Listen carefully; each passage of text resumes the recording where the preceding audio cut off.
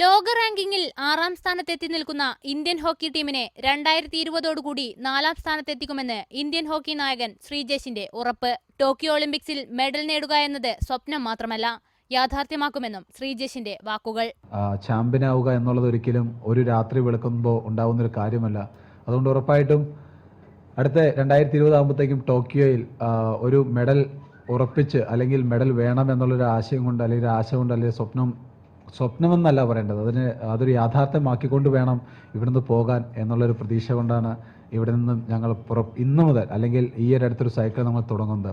Kerala hockey ടീമിലെ കളിക്കാർ നല്ല കഴിവുള്ളവരാണ്. എന്നാൽ അവർക്ക് അവസരങ്ങൾ ലഭിക്കുന്നില്ല. ടീമിനെ ഉയർത്തിക്കൊണ്ടുവരാൻ അസോസിയേഷൻ മുൻകൈയെടുക്കണമെന്നും ശ്രീജേഷ് പറഞ്ഞു. രാജ്യത്തിനു വേണ്ടി കളിക്കുന്നവരെ അവഗണിക്കരുത്, അവർക്ക് അർഹിക്കുന്ന പരിഗണന നൽകണമെന്നും ശ്രീജേഷ് കൂട്ടിച്ചേർത്തു. കേരളത്തിന് വേണ്ടി മാത്രമല്ല, ഇന്ത്യൻ ടീമിൽ കളിച്ചിട്ട് മെഡലുള്ള പലരും ഇന്നും ജോലിയില്ലാണ്ട് കേരളത്തിനകത്തുണ്ട്.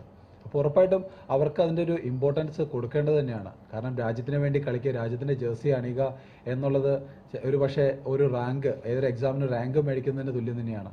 താൻ പഠിച്ചിറങ്ങിയ ജി.വി. രാജ സ്കൂളിനെ പഴയ പ്രതാപകാലത്തേക്ക് ഉയർത്തിക്കൊണ്ടുവരുമെന്നും ശ്രീജേഷ് പറഞ്ഞു. റിപ്പോർട്ടർ, തിരുവനന്തപുരം.